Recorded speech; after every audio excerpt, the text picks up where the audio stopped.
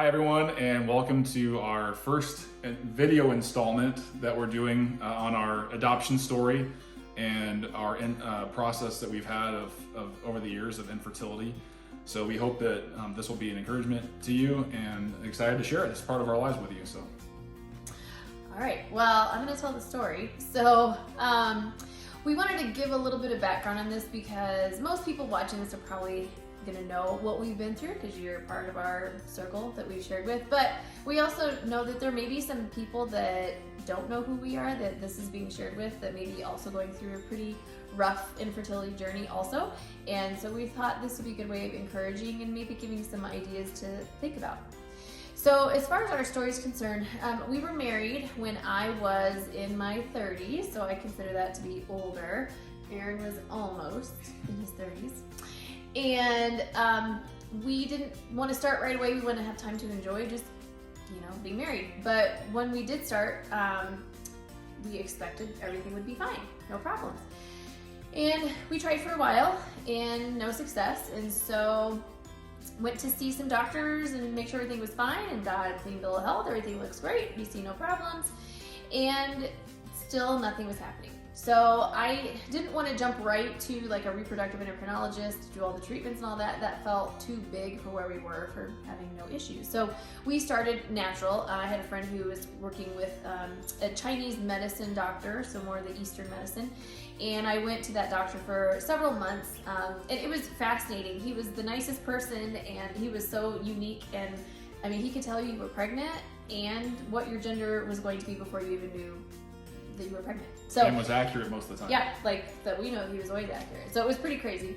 And so I did acupressure, and which is not the same as acupuncture, and drank a bunch of Chinese herbal teas, which I lovingly call my poo teas because that is what they tasted like and that is what they smelled like, and it was twice a day, and it was horrible.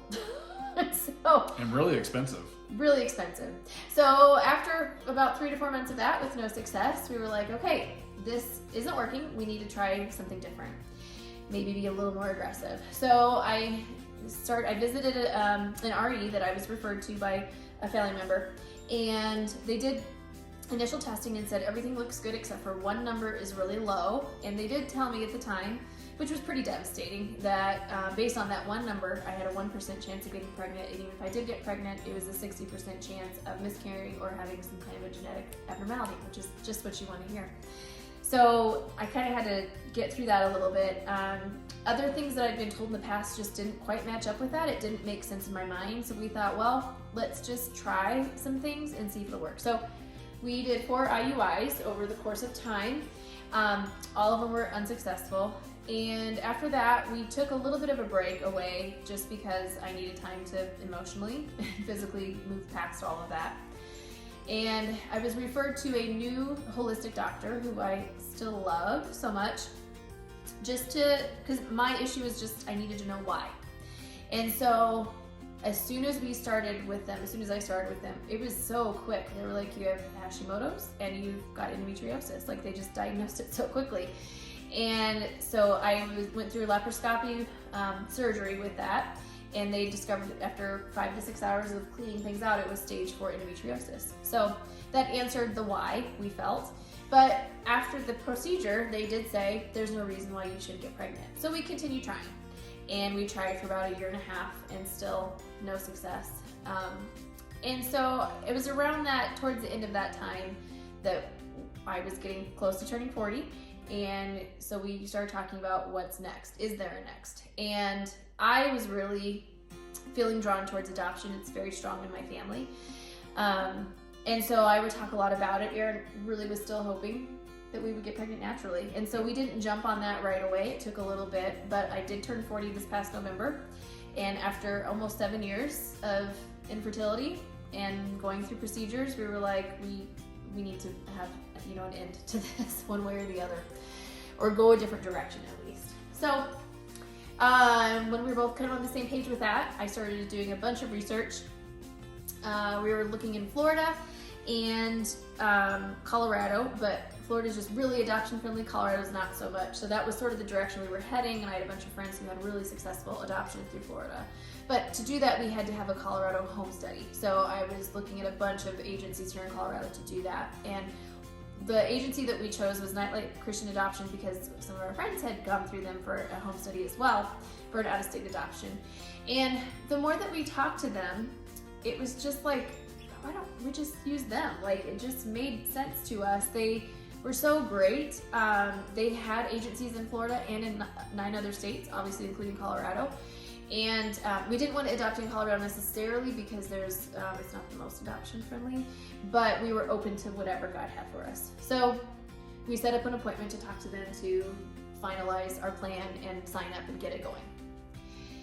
So in that process, we were able to ask a bunch of questions, and for the most part we felt on board, but there was some apprehension about normal things that anyone who adopts has apprehension about. So what if the birth mother changes her mind? What kind of exposure is the baby gonna have, in the womb to drugs and alcohol and all of that? And there's just a lot of that, like the revocation that, I don't know, there was a lot of that we were just feeling apprehensive about.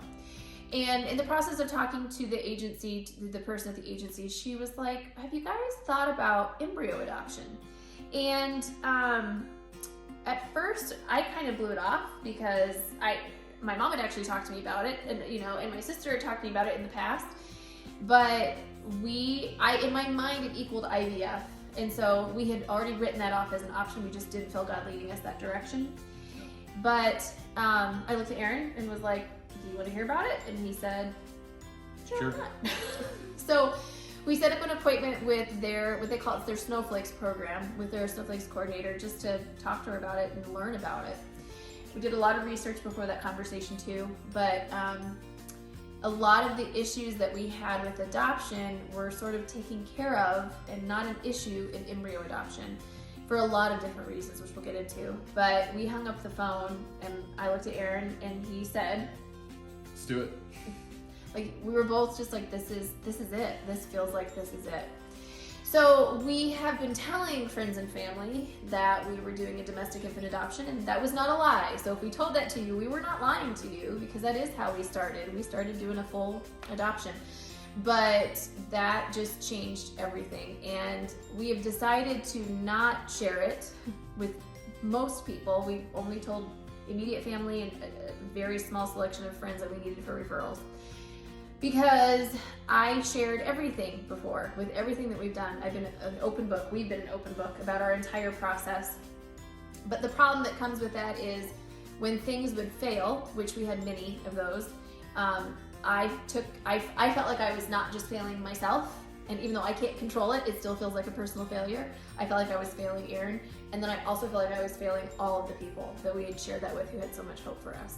And I know realistically that's not the truth, but when you're in the middle of that, So this just feels like something that we need to do on our own and experience on our own, and we're praying and hoping for a positive outcome, and that's why we're making the video, so you can still be along with us on the journey, but just after the fact.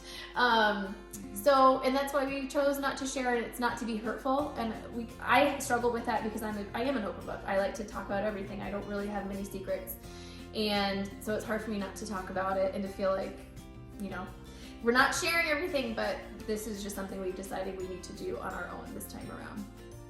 So let's talk about embryo adoption just really quick. Why did we like it? You want to share some of your thoughts of that?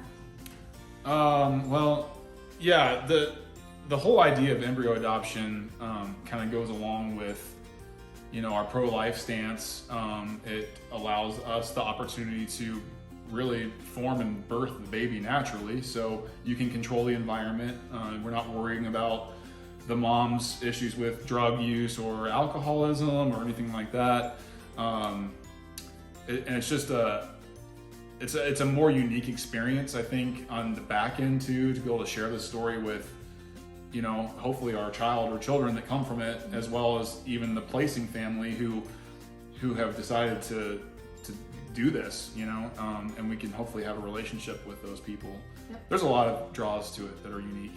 Yeah. So embryo adoption is when couples who do IVF, they complete their family. They have all the babies, children they want, and then they have embryos that are left over. And so the only option is to either throw them out, donate them to science where they get destroyed, or donate/adopt them. The donation side of it gets tricky because you can't always know who the biological family are. In many cases, it's anonymous donations. And so we love the adoption idea of it because it's a full adoption. Obviously, we have to go through a home study, we have to get matched, we have to choose each other, all of that. And so we like that we can have a relationship with the placing family of some kind. So our kids will always have that outlet to know where they came from. We love that, like you said, we have full control. I mean, I can be pregnant, I can carry this baby. It's my blood in that baby's body. Like, there's just so many really cool things about it. If we can get multiple embryos, which is what we're hoping for, if everything goes really well, we could maybe even have genetic siblings, so that's kind of a neat thing. Also, the things that we were scared of with regular domestic infant adoption, like the birth mom being able to take the baby back, is not a thing with this, because the embryos are looked at as property, not a person. So you actually sign a legal contract to officially hand over ownership of the embryos. So at that point, barring any unusual circumstances, which we're not worried about, they're ours. They're ours. So that's neat. When I have them, it's our names on the birth certificate only. So there's just a lot of things that were very appealing and kind of helped to settle our hearts with the process. And we're just really excited. We want this to be something that more people know about, because there's so many embryos that really, should have the chance at life. And so we're excited about that. So where are we in the process? We are in the very beginning stages. We have completed all of our paperwork, all of our exciting things. So we have an appointment set up this week to meet with our caseworker. We only have to meet once because we get to have a shortened version of a home study for this type of adoption, which is really nice too.